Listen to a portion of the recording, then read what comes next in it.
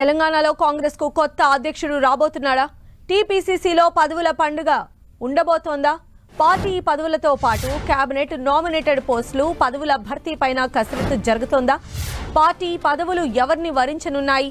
పదవుల భర్తీపైన ఆశావహుల్లో ఉత్కంఠ నెలకొందా అంటే అవుననే సమాధానాలు కనిపిస్తున్నాయి. తాజాగా తెలంగాణ కాంగ్రెస్ లో పదవులు భర్తీ ప్రక్రియ తీవ్ర ఉత్కంఠ నెలకొంది. సీఎం రేవంత్ రెడ్డి విదేశీ పర్యటన నుంచి బుధవారం హైదరాబాద్ రానున్నారు. సీఎం రాగానే పదవుల భర్తీపైన కసరత్తు మొదలుపెట్టే అవకాశాలు కనిపిస్తున్నాయి. ఈ నెల 17వ తేదీ తర్వాత టీపీసీసీలో పదవుల పండుగ ఉంటుందని హస్తం నేతలు చెబుతున్నారు. పీసీసీ చీఫ్ పదవి కోసం కసరత్తు పూర్తయినట్లు పీసీసీ చీఫ్ గా బీసీ సామాజిక వర్గం నుంచి మధు యాష్కి గౌడ్ పేరు దాదాపు ఖరారైనట్లు తెలుస్తోంది.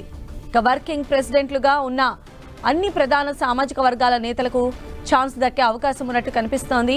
వర్కింగ్ ప్రెసిడెంట్ విత్ ఆర్గనైజేషన్ గా ఎంపీ చామల కిరణ్ కుమార్ రెడ్డిని, ప్రచార కమిటీ చైర్మన్ గా జగ్గారెడ్డిని ఇవ్వనున్నట్టుగా సమాచారం అందుతోంది.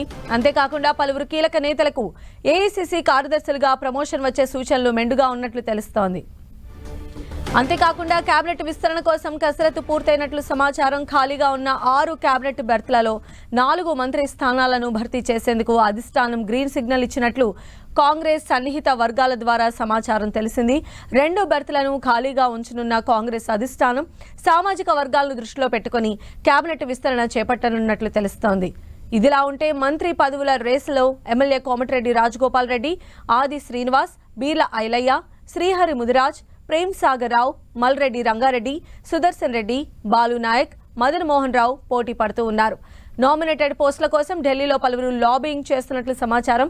స్థానిక సంస్థల ఎన్నికల కంటే ముందే కొన్ని కార్పొరేషన్ పదవులు ఇవ్వాలనే యోచనలో కాంగ్రెస్ పెద్దలు ఉండగా, స్థానిక సంస్థల ఎన్నికల తరువాత మరికొన్ని పదవులు ఇచ్చే ఆలోచనలో హైకమాండ్ ఉన్నట్లు సమాచారం.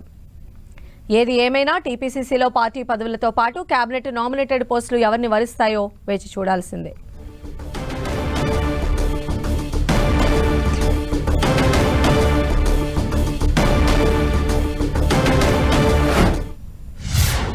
మొత్తంగా తెలంగాణ కాంగ్రెస్ లో పదవుల జాతర మొదలు కాబోతోంది. రేవంత్ రెడ్డి యుఎస్ పర్యటన ముగించుకొని బుధవారం రాబోతూ ఉన్నారు. ఇక ఆ తర్వాత దీనికి సంబంధించినటువంటి కసరత్తును ఫైనల్ చేయబోతూ ఉన్నట్టుగా కూడా తెలుస్తుంది. మరిన్ని అప్డేట్స్ కూడా తెలుసుకుందాం. మా ప్రతినిధి ప్రతాప్ మనకు అందుబాటులో ఉన్నారు. ప్రతాప్, సంధ్య, తెలంగాణలో కాంగ్రెస్ ప్రభుత్వం ఏర్పడి దాదాపు 8 నెలలు పూర్తయింది కాబట్టి ఒకవైపు ప్రభుత్వాన్ని, మరోవైపు పార్టీని కూడా మరింత స్ట్రెంథెన్ చేసి ముందుకు తీసుకెళ్లాలని చెప్పేసి కాంగ్రెస్ పార్టీ అధిష్టానం ఆలోచన చేస్తుంది.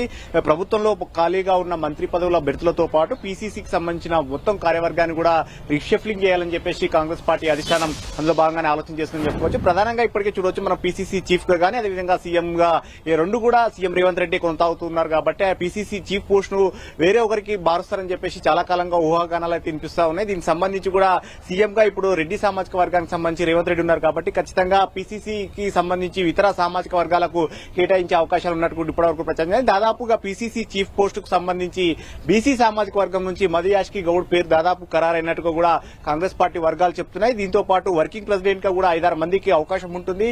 ఈ 5-6 మంది వర్కింగ్ ప్రెసిడెంట్లలో కూడా అన్ని ప్రధానమైన సామాజిక వర్గాలకు కూడా ఇవ్వాలని కూడా ఒక ఆలోచన చేస్తున్నారు. ఎందుకంటే ఇప్పటికీ అంటే పీసీసీ చీఫ్ గా బీసీ సామాజిక వర్గానికి ఇస్తారు కాబట్టి మిగతా సామాజిక వర్గాలకు వర్కింగ్ ప్రెసిడెంట్ గా వారికి అవకాశం ఇవ్వాలని చూస్తున్నారు. అందులో వర్కింగ్ ప్రెసిడెంట్ గా భువనగిరి ఎంపీగా ఉన్న చామల కిరణ్ కుమార్ రెడ్డికి ఆయనకు వర్కింగ్ ప్రెసిడెంట్ గా ఇచ్చే అవకాశం ఉన్నట్టు కూడా ప్రచారం జరుగుతుంది. ఆయనకు వర్కింగ్ ప్రెసిడెంట్ తో పాటు విత్ ఆర్గనైజేషన్ అంటే ప్రజెంట్ ఇప్పుడు విత్ వర్కింగ్ ప్రెసిడెంట్ ఆర్గనైజేషన్ గా మహేష్ కుమార్ గౌడ్ కొనసాగుతున్నారు. ఆ ప్లేస్ లో చామల కిరణ్ కుమార్ రెడ్డికి ఇచ్చే అవకాశాలు ఉన్నట్టు కూడా తెలుస్తుంది. అదేవిధంగా ప్రచార కమిటీగా ఉన్న మధుయాష్కి పీసీసీగా ప్రమోషన్ అవుతుంది కాబట్టి ప్రచార కమిటీ ప్లేస్ లోకి ప్రజెంట్ వర్కింగ్ ప్రెసిడెంట్ గా ఉన్న జగ్గారెడ్డి ప్రచార కమిటీ చైర్మన్ గా అయ్యే అవకాశాలు ఉన్నట్టుగా తెలుస్తుంది. ఇంకా ఏఐసీసీ కార్యవర్గంలోకి కూడా కొంతమందిని పంపించాలని ఆలోచన చేస్తున్నారు. సీనియర్ కొంతమంది పోటీ పడుతున్న పరిస్థితి ఉంది. ముఖ్యంగా ప్రోటోకాల్ చైర్మన్ గా ఉన్న అర్కర వేణుగోపాల్ గానీ ఏఐసీసీ కార్యదర్శి పోస్టులు కూడా కోరుతున్న పరిస్థితి ఉంది. సంపత్ కుమార్ కూడా ఒకవేళ ఆయన పీసీసీ పోటీ పడుతున్నారు కాబట్టి ఆయన కూడా ఏసీసీ జనరల్ సెక్రటరీ పోస్టు కూడా పోటీ పడుతున్నారు. వీటితో పాటు ముఖ్యంగా మిగతా అంశాలకు సంబంధించి చూసినట్లయితే కొన్ని జాతీయ స్థాయిలో ఓబీసీ సెల్ కు సంబంధించి వి హనుమంతరావు ఆయనకు ఇప్పటికే రాజ్యసభ గానీ ఇక్కడ సంబంధించి కూడా కొన్ని ఏవైతే పదవులు ఆశించారో అవి దక్కలేదు కాబట్టి ఖచ్చితంగా జాతీయ స్థాయిలో తనకు అవకాశం కల్పించాలని కూడా వి హనుమంతరావు పట్టుబడుతున్న పరిస్థితి. దీనికి సంబంధించి జాతీయ స్థాయిలో ఓబీసీ సెల్ కన్వీనర్ తనకు కావాలని కూడా అడుగుతున్నారు కాబట్టి దాన్ని కూడా భర్తీ చేసే అవకాశం ఉన్నట్టు కూడా తెలుస్తుంది. ఇంకా మిగతా అంశాలు చూసినట్లయితే కనుక ప్రభుత్వంలోకి వచ్చినట్లయితే కనుక మంత్రివర్గానికి సంబంధించి ఇంకా 6 బెర్తులు ఖాళీగా ఉన్నాయి. ఈ 6 బెర్తు ఖాళీగా ఉన్న వాటిలో 4ంటిని భర్తీ చేసేసి మిగతా 2ంటిని ఇంకా ఖాళీగా ఉంచాలని కూడా ఒక ఆలోచన చేస్తున్నారు. ఎందుకంటే ఆశావాళ్ళు చాలా ఎక్కువగా ఉన్నారు కాబట్టి ప్రస్తుతం ఉన్న సిచ్యువేషన్ లో ఫుల్ఫిల్ చేయడం కోసం 4 బెర్తులను ఫుల్ఫిల్ చేసి మిగతా 2ంటిని కూడా అట్లే ఖాళీగా ఉంచి ఆశావాళ్ళు ఇంకెవరైనా సమీకరణాలు మారినట్లయితే వాటిని భర్తీ చేయాలని కూడా ఆలోచన చేస్తున్నారు. అయితే ఈ 4 స్థానాలకు సంబంధించి చూసినట్లయితే దాదాపు 7-8 మంది అయితే పోటీ పడుతున్న పరిస్థితి ఉంది. ఇప్పటికే హామీలు ఇచ్చినట్టుగా కూడా ప్రచారం జరుగుతున్న కోమటిరెడ్డి రాజగోపాల్ రెడ్డి గాని అదేవిధంగా ఎస్టీ సామాజిక వర్గానికి సంబంధించి అందులో లంబాడ సామాజిక వర్గానికి ఎవరికి ప్రాతినిధ్యం ఇవ్వలేదు కాబట్టి బాలునాయక్ తనకు అవకాశం ఇవ్వాలని తాను కోరుతున్న పరిస్థితి ఉంది.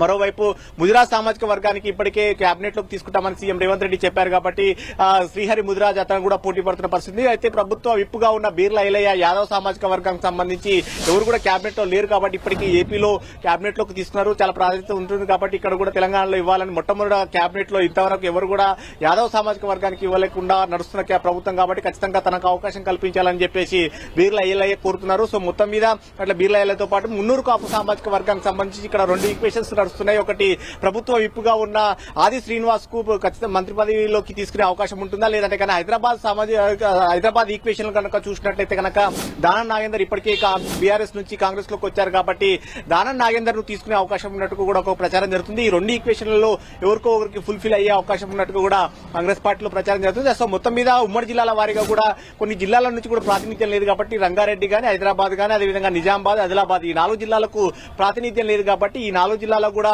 ఫుల్ఫిల్ చేసేందుకు కూడా అక్కడ వారికి కూడా అవకాశం ఇవ్వాలని కూడా ఒక ఆలోచన కూడా జరుగుతుంది కాబట్టి వీటిలో కూడా వారికి అవకాశాలు ఉన్నట్టు కూడా ప్రచారం జరుగుతుంది. ఆ విధంగా చూసినట్లయితే కనుక ప్రేమ్ సాగర్ రావు గాని మదన్ మోహన్ రావు వీళ్ళంతా కూడా పోటీ పడుతున్న పరిస్థితి ఉంది. వీళ్ళలో ఎవరికి దక్కుతుందని చూడాల్సి ఉంది. ఎందుకంటే 4 స్థానాలు మాత్రమే భర్తీ చేసే అవకాశం ఉంటుంది కాబట్టి వీటన్నిటి కూడా సీఎం రేవంత్ రెడ్డి వచ్చిన తర్వాత డిస్కషన్ చేయాలని చూస్తున్నారు. సీఎం రేవంత్ రెడ్డి ప్రజెంట్ దక్షిణ కొరియాలో ఉన్నారు. అమెరికా పర్యటన పూర్తి చేసుకుని దక్షిణ కొరియాకి వెళ్లారు కాబట్టి దక్షిణ కొరియాలో అక్కడ పర్యటన పూర్తి చేసుకున్న తర్వాత ఎల్లుండి హైదరాబాద్ కు వస్తున్నారు. ఎల్లుండి హైదరాబాద్ కు వచ్చిన తర్వాత దీనిపైన మళ్ళీ కాంగ్రెస్ పార్టీ అధిష్టానం దగ్గరికి వెళ్లి పూర్తి స్థాయిలో చర్చించి 17 తర్వాత దాదాపుగా వీటినన్నింటి కూడా ఫుల్ఫిల్ చేసే అవకాశం ఉన్నట్టుగా తెలుస్తుంది. ఒకవైపు పార్టీ స్ట్రెంగ్త్ లో భాగంగానే పీసీసీ చీఫ్ తో పాటు మిగతా కార్యవర్గాన్ని కూడా రీషఫ్లింగ్ చేసే అవకాశం ఉంటుంది. వీటితో పాటు కేబినెట్ లో సంబంధించి ఏవైతే ఖాళీలు ఉన్నాయో వాటిని 6 ఖాళీలు ఉన్నాయి కాబట్టి అందులో 4 ఫుల్ఫిల్ చేయాలని చూస్తున్నారు. వీటితో పాటు నామినేటెడ్ పోస్టులు అనేది ఇప్పటికీ దాదాపు 37 నామినేటెడ్ పోస్టులను కూడా భర్తీ చేశారు.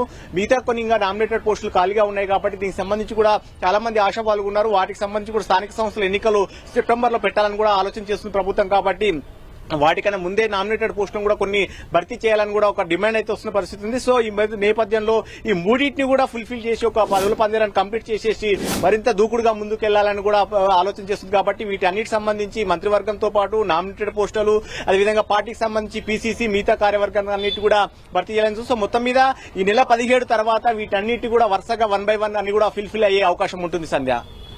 అయితే ప్రతాప్ మనం చూస్తున్నాం అంటే ఆశావహుల లిస్టు కూడా చాలా పెద్దగానే ఉంది. అదేవిధంగా అసంతృప్తులు చెలరేగకుండా నెక్స్ట్ పార్టీ నడిపించాల్సినటువంటి బాధ్యత కూడా ఉంటుంది. దీన్ని బేరేజ్ వేసుకొని ఇప్పుడు ఉండేటువంటి టీపీసీసీలో పార్టీ పదవులతో పాటు క్యాబినెట్ నామినేటెడ్ పోస్టులకు సంబంధించి కూడా భర్తీ చేసేటువంటి ఛాన్సెస్ ఎంతవరకు ఉండొచ్చు?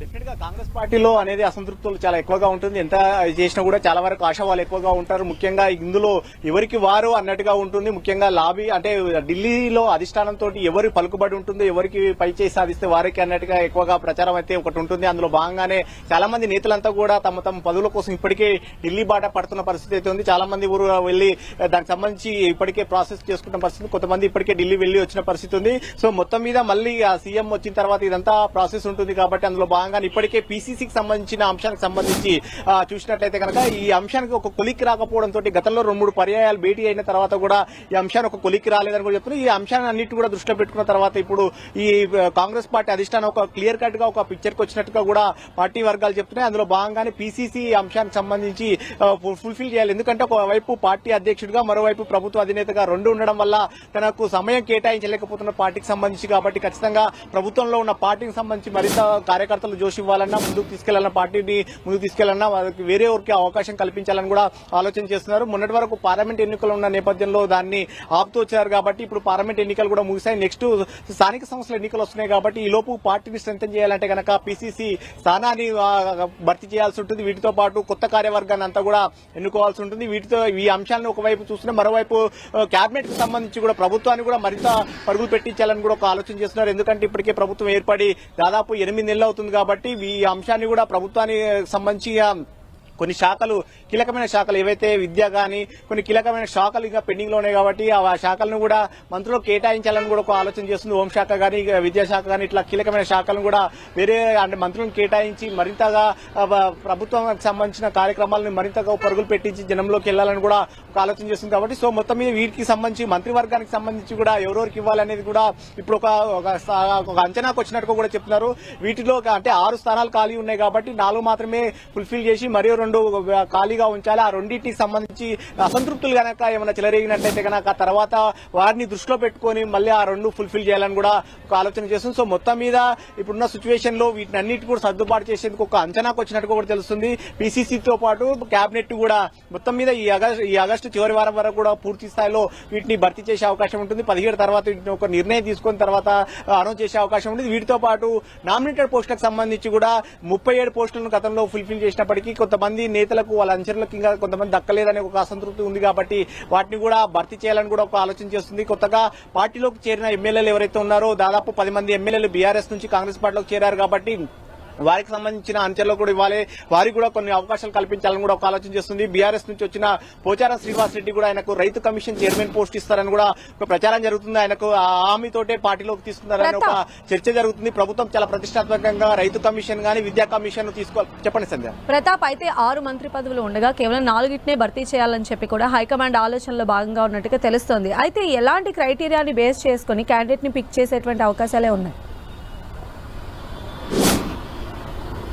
డెఫినెట్ గా ఇప్పుడున్న ఈ 4 భర్తీ చేయడానికి ఉమ్మడి జిల్లాల వారీగా ప్రాతినిధ్యం లేని జిల్లాలను ఒక క్రైటీరియా తీసుకుంటున్నారు. మరోవైపు సామాజిక సమీకరణాలను గతంలో హామీ ఇచ్చిన సమీకరణాలు వీటిని అన్నింటినీ కూడా పరిగణలోకి తీసుకుని భర్తీ చేసే అవకాశాలు ఉన్నట్టు కూడా తెలుస్తున్నాయి. గతంలో హామీ ఇచ్చినట్టుగా చూసినట్లయితే కోమటిరెడ్డి రాజగోపాల్ రెడ్డికి ఆయనకు 2 టైమ్స్ కాంగ్రెస్ పార్టీ అధిష్టానం హామీ ఇచ్చినట్టు కూడా కాంగ్రెస్ పార్టీలో చర్చ జరుగుతుంది. ఆయన పార్టీలోకి వచ్చినట్టయితే గెలిచిన తర్వాత ఆయనకు మంత్రి పదవి ఇస్తామని చెప్పడం కానీ ఆ తర్వాత భువనగిరి పార్లమెంట్ కి సంబంధించి గెలిపించుకున్నట్లయితే ఖచ్చితంగా మంత్రి పదవి హామీ ఉంటుందని కూడా చెప్పారు. కాబట్టి దీన్ని దృష్టిలో పెట్టుకుని కోమటిరెడ్డి రాజగోపాల్ రెడ్డి తనకు 2 సార్లు పార్టీ అధిష్టానమే హామీ ఇచ్చింది కాబట్టి తనకు ఖచ్చితంగా మంత్రివర్గంలో స్థానం కల్పించాలని ఆయన పట్టుబడుతున్న పరిస్థితి. వీటితో పాటు శ్రీహరి ముదిరాజ్ చూసినట్టయితే అంటే ముదిరాజ్ సామాజిక వర్గం నుంచి ఎవరికి లేదు కాబట్టి సీఎంఏ స్వయంగా పార్లమెంట్ ఎన్నికల సందర్భంగా ముదిరాజులకు అవకాశం కల్పిస్తామని కూడా చెప్పారు. శ్రీహరి ముదిరాజుకు ఉంటుందా లేదంటే కనుక ఇంకెవరికైనా ముదిరాజ్ సామాజిక వర్గానికి కల్పిస్తారా అనేది చూడాల్సి ఉంటుంది. అయితే మిగతా అంశాలు చూసినట్టయితే ఉమ్మడి జిల్లాల వారిగా కూడా ఎవరికి అవకాశం లేదు.